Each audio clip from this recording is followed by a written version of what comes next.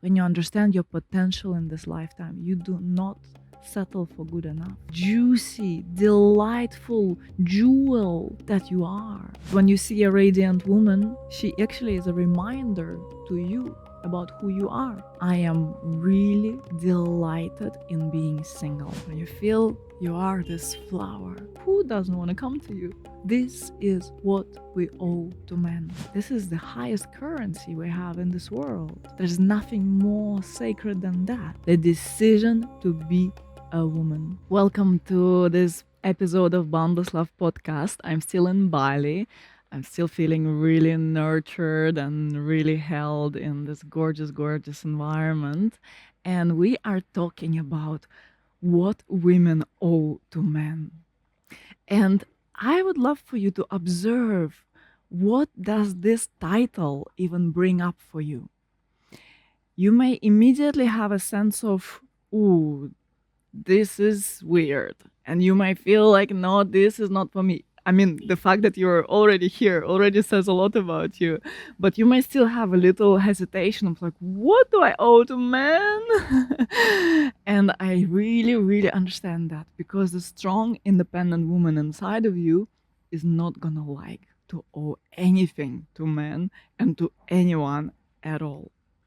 Or you may go like, well, yes, I do feel like I owe something to men. I want to become better. I want to understand what's wrong with me and how I can improve that. And I want to give that. I want to find a way, how can I please the man? And I've been in all these spectrums at various phases of my life. There was a time when I really was doing everything I can, starting from my looks to my behavior, to my personal development, was all about me being the kind of woman who is pleasing to men. So I've been there. I understand that.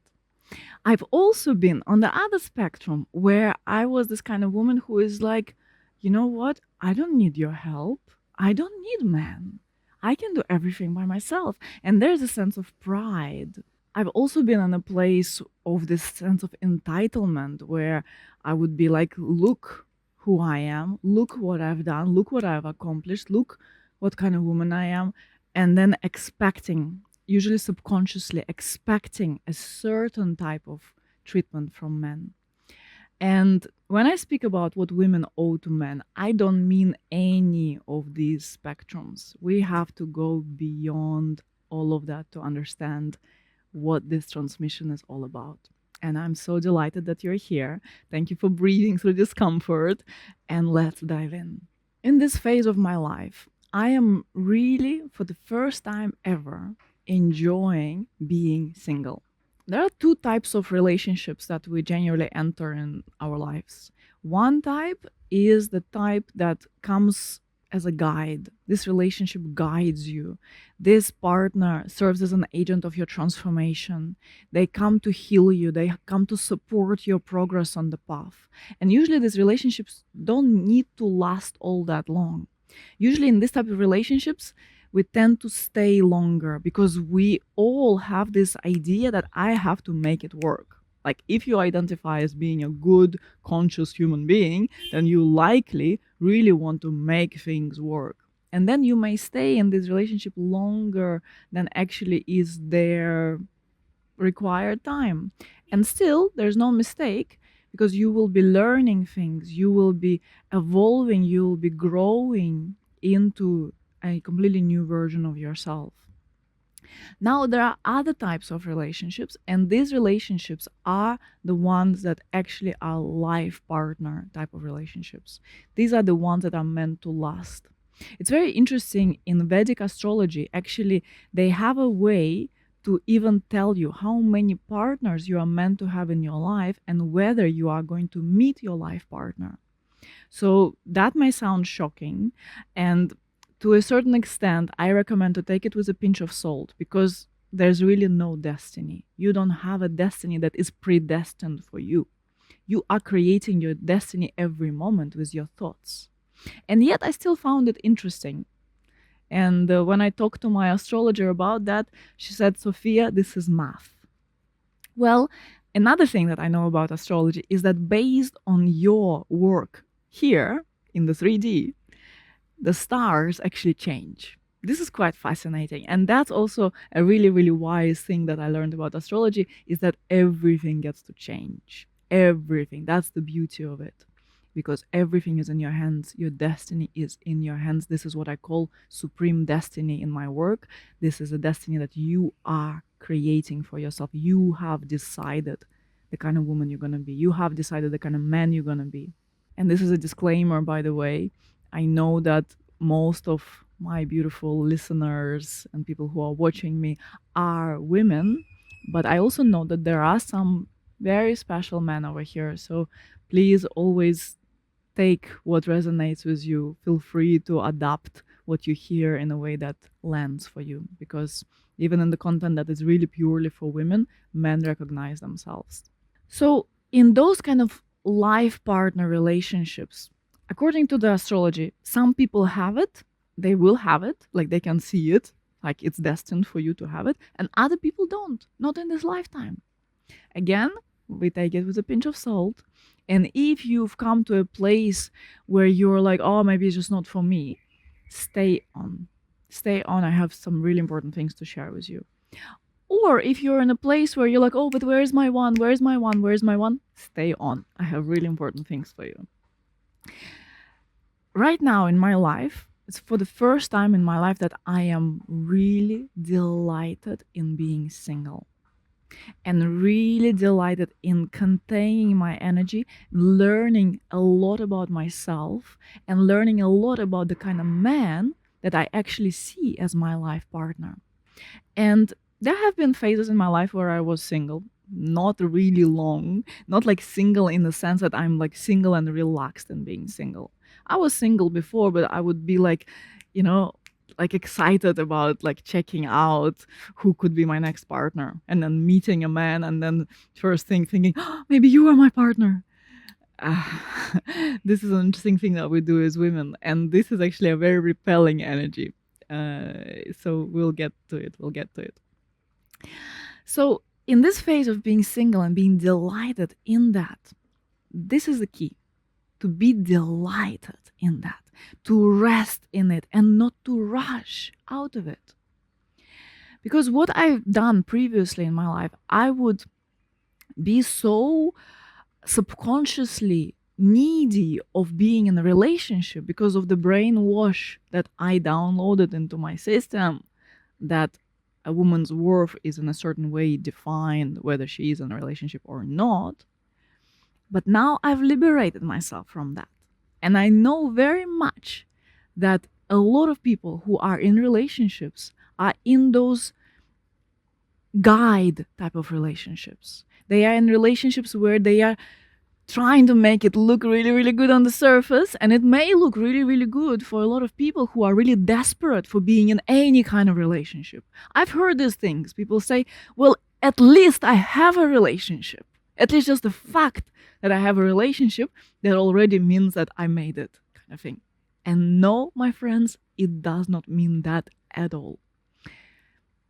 When you come home to yourself, when you rest in yourself, you understand that the only reason why you need to have an actual relationship is because it amplifies who you are. And you have grown in your heart enough that you really want to amplify the other person. That's actually what a relationship is all about. A relationship is not about helping you sort your stuff. Your relationship is not about helping you do things that you don't want to do. Your relationship is not about helping you become more grounded or become more solid or pay your bills and do the chores that you don't want to be doing. It's not about that. You can hire people for all these things.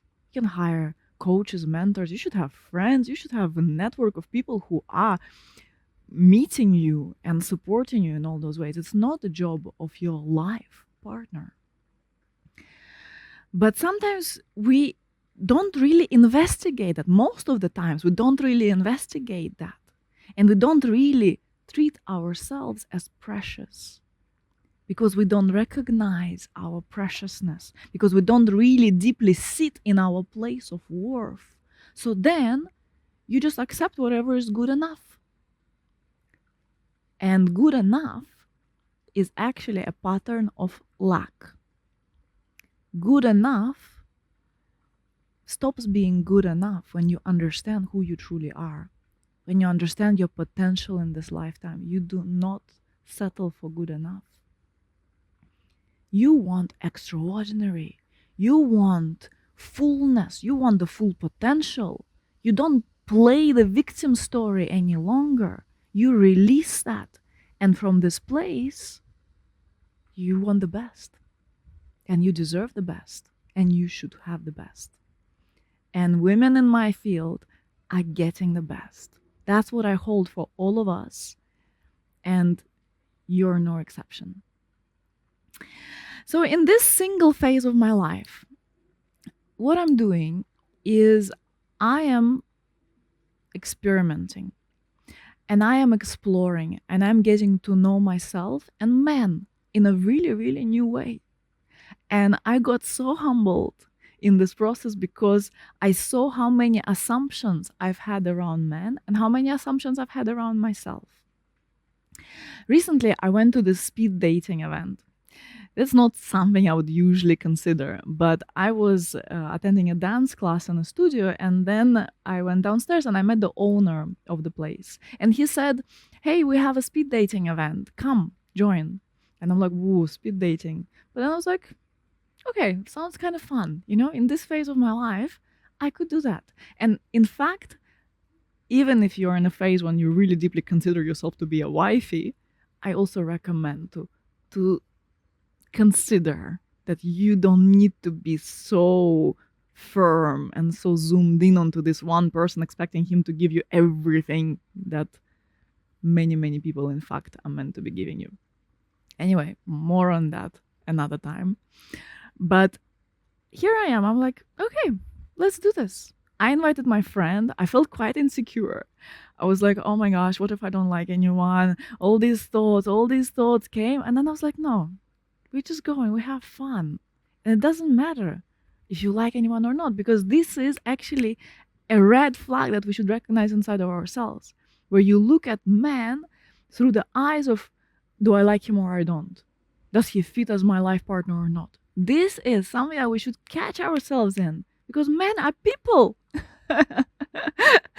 This may be news, but men are just people, just like women.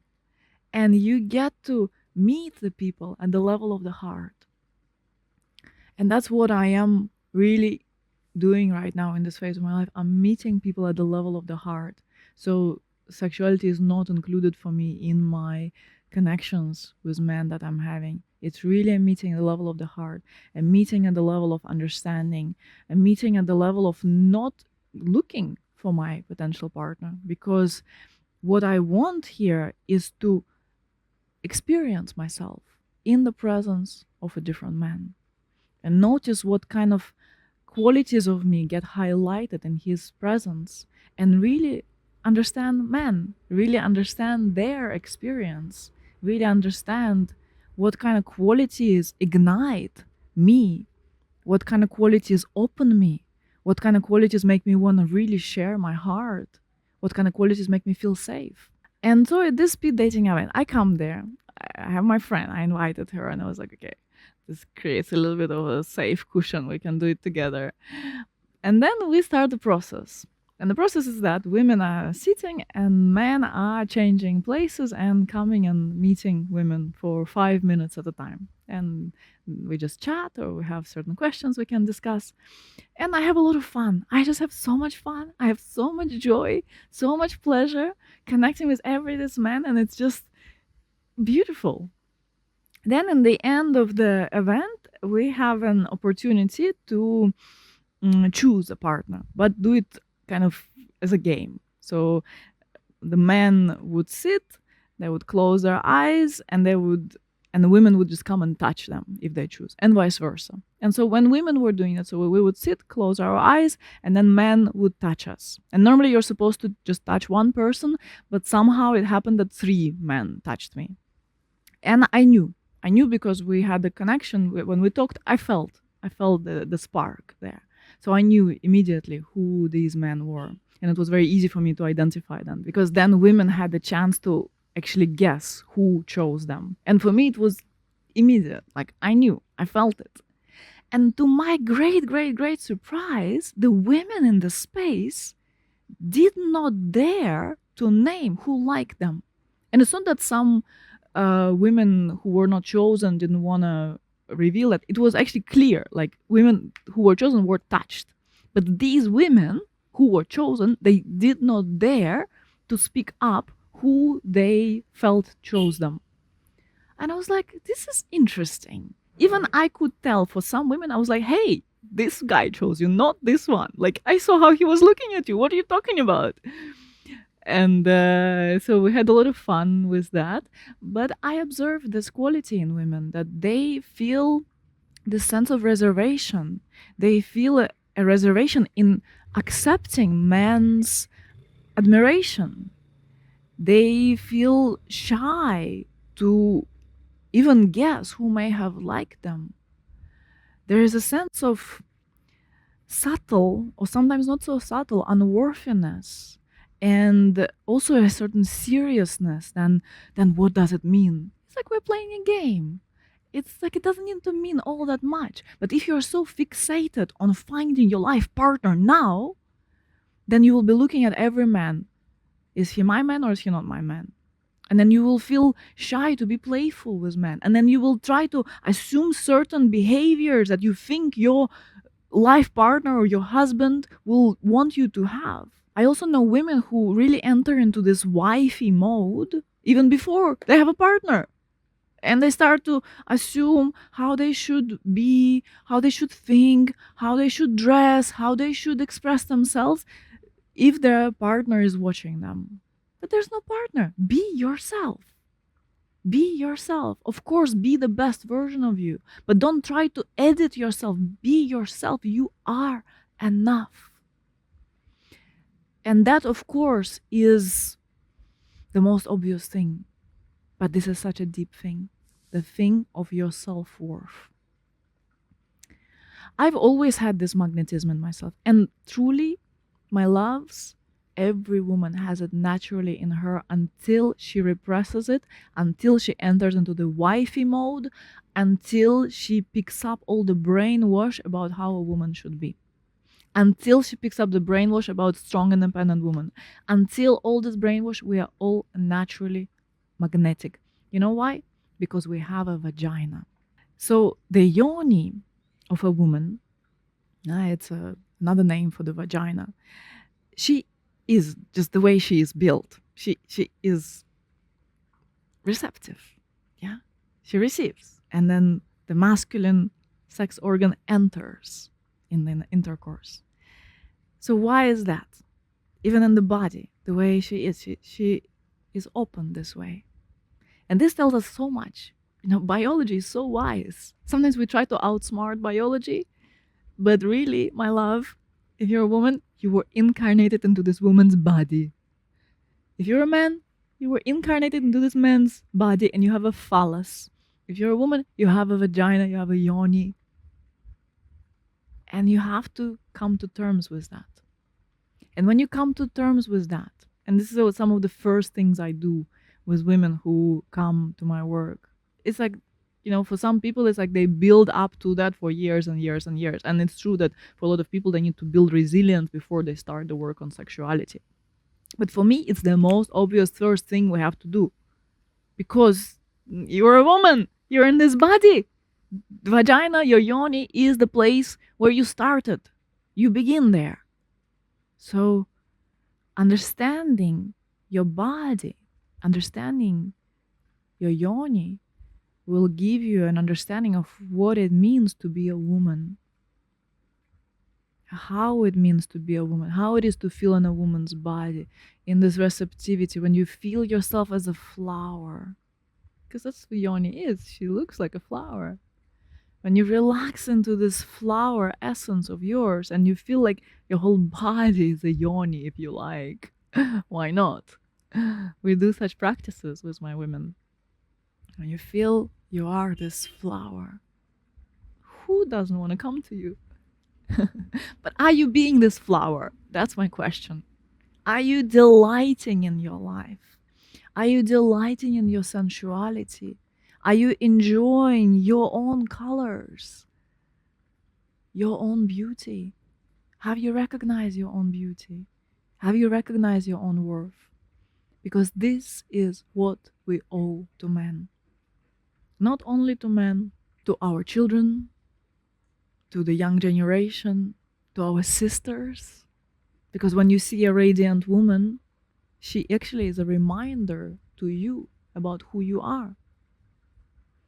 And if on the contrary you see a radiant woman and you immediately shrink and you immediately feel not enough, this is the shadow of the princess archetype or the ice queen that may be showing up there, that you shrink. You're like, oh my gosh, she's so beautiful. All attention is on her. This is just a brainwash. In fact, another woman is like another flower. You know, when you see a tulip there and you're a rose, you're not gonna go like, wow, tulip is so nice. Everyone wants a tulip. Well, some people will want a tulip. Other people will want a rose. Some people don't like roses at all and they prefer tulips. Does it say anything about the rose or a tulip? So this whole competition is such a strange phenomena. And it's all coming from the mind. And the mind that is so restless. And the mind that is always full of ideas. And the mind that is just taking us away from the absolute natural unfoldment of events. And so when you rest in that sense of magnetism, in that sense of worth, you exude that and you inspire a certain type of behavior from men. So I've had it always. But then there were phases when I completely closed it. And then looking back to it, I'm like, wow, that's interesting. Why did I do that? And I did it because I was so focused on my business, because I was so focused on my one partner and expecting everything from him and being in the struggles there and being in the where he is not giving me enough and where I am not good enough and where I feel terrible about myself, and when I recognize how much I've been putting the responsibility on him, and then know how much he is misbehaving. When I was stuck in those kind of dynamics, I would lose my magnetism.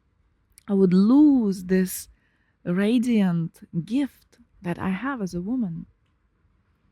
And the same thing with the business.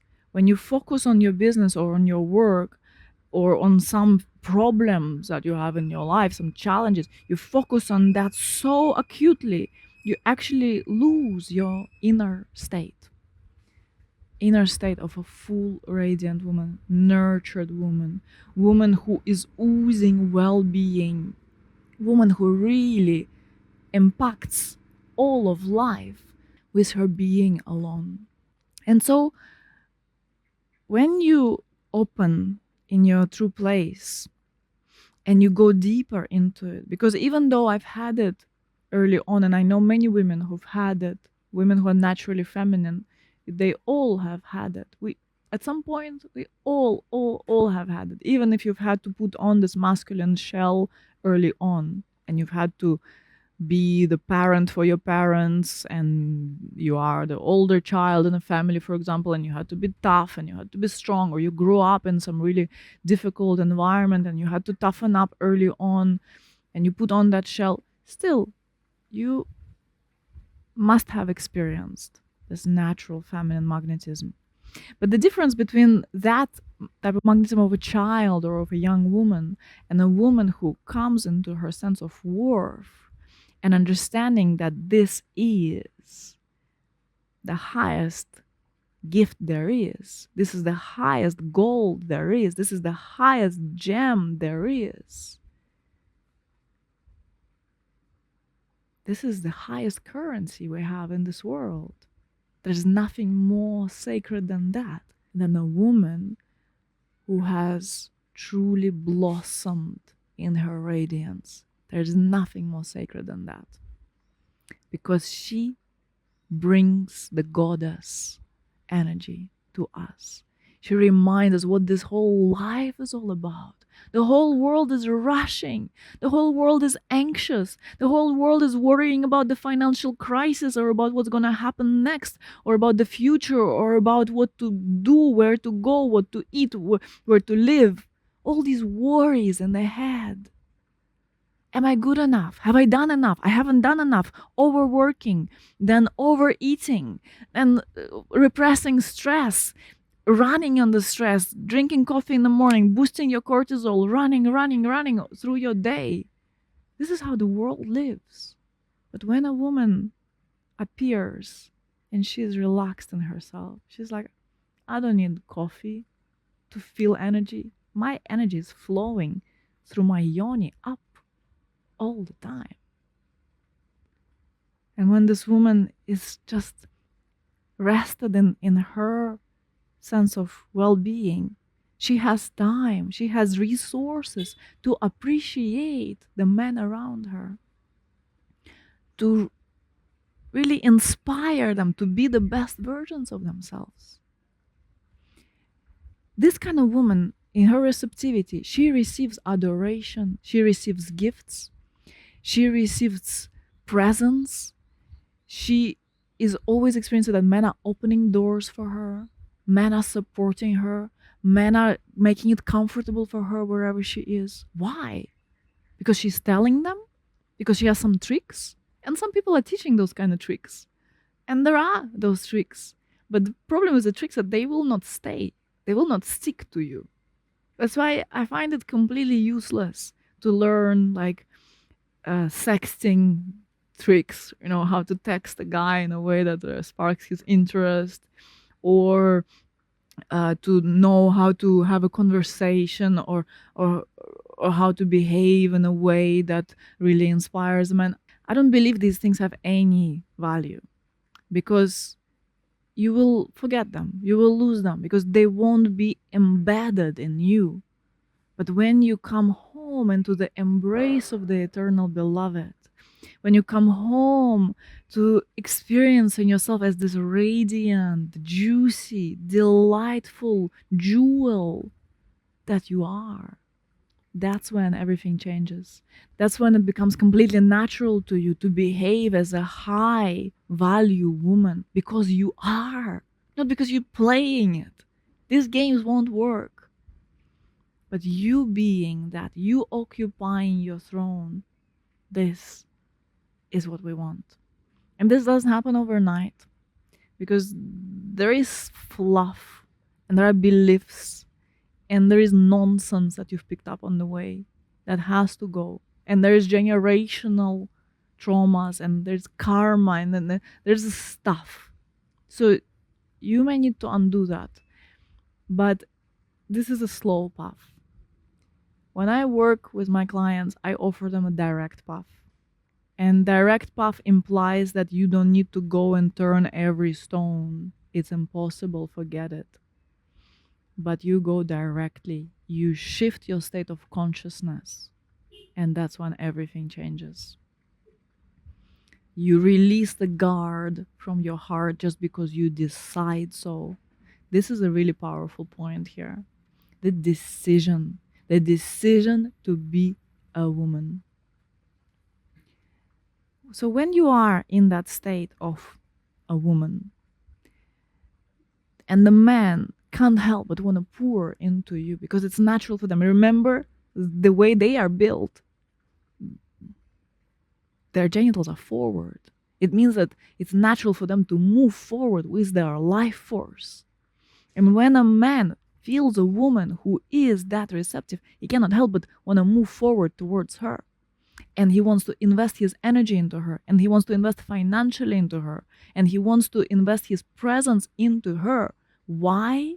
Because on a deep level, a smart man will understand that the more he gives to his woman, sexually, energetically, financially, emotionally, in terms of presence, the more he gives, the more he becomes himself. The wealthier he becomes, the more powerful he becomes, the more rich in every sense he becomes, because he channeled his energy correctly.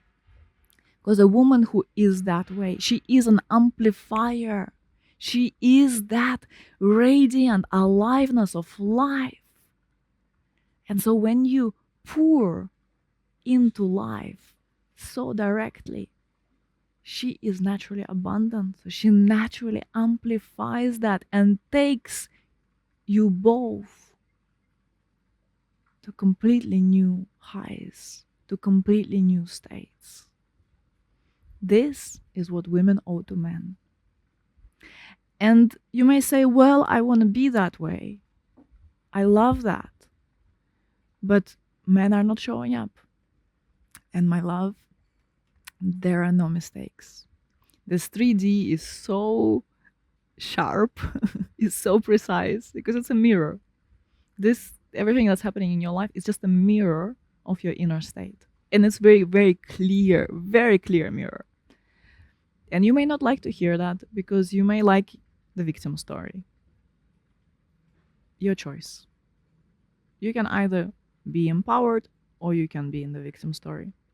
And I believe that in these times that we live, the victim story is very costly. Because when you stay there and you really stay with the belief that, well, the external reality has to change. Well, I will only open when I have the right man in front of me. Well, he has to do certain actions in order for me to really relax in myself.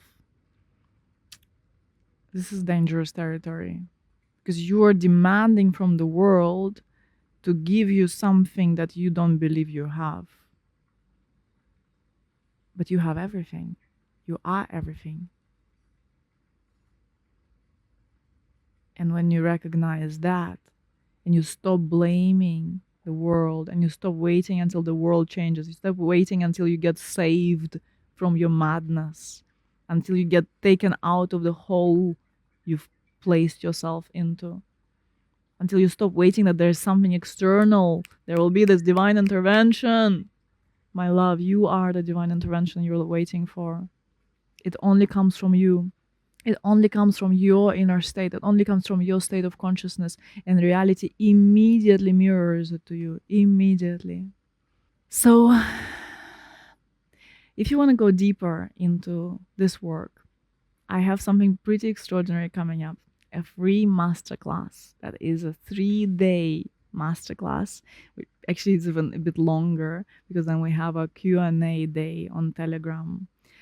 It begins on the 6th of March. It also may be the 5th of March, depending where you are in the world. But this masterclass is called She, the Love Magnet. And I'm going to pour so much love into this space and into the women who have signed up. There are already thousands of women who are a part of this masterclass, and you are welcome to join us. And we will focus on the actual embodiment of this type of woman. As I said, it doesn't happen overnight. Some work is required, some rewiring is required. And it doesn't happen through your understanding, it happens through your embodiment. And that's what I always do in my work. I guide these embodiment practices. And the closer we work, the deeper we work, the more you settle in that space. It's incredible for me to see my clients who have been blossoming and blossoming, and this blossoming does not end in terms of their success, in terms of their relationships, in terms of what they are creating in their lives. It's just a continuous blossoming. And I have so many people working with me for many, many years because this path takes you all the way home to this embrace of the eternal beloved, to this recognition of your totality, to the recognition of the oneness, the recognition that whatever the man is showing you, whatever your wealth is showing you, whatever your connection to your life's work is showing you, it's real in this moment. It's true. And at the same time, you are completely in charge of taking it exactly where you want it to be. So it's my absolute delight to be here with you today. And it will be my absolute delight to have you at She, the Love Magnet. It's free. Please share this episode. Please comment if you're watching on YouTube. Please send me a message on Instagram about how it has landed for you. Let's make this world a radiant place. And whenever you share something that touched your heart, and I hope this podcast has touched your heart, share it. Let's activate the heart of the feminine on this planet and come to She, the Love Magnet. This masterclass is going to be life-changing. It's going to help you activate your feminine heart. It's going to help you unguard yourself from the abundant masculine love that is there for you right now in this world. It's going to help you activate the masculine field around you and ultimately deeply, deeply fall in love with yourself, with existence, and see reality mirror that back to you so precisely. I can't wait to see you there. All my love.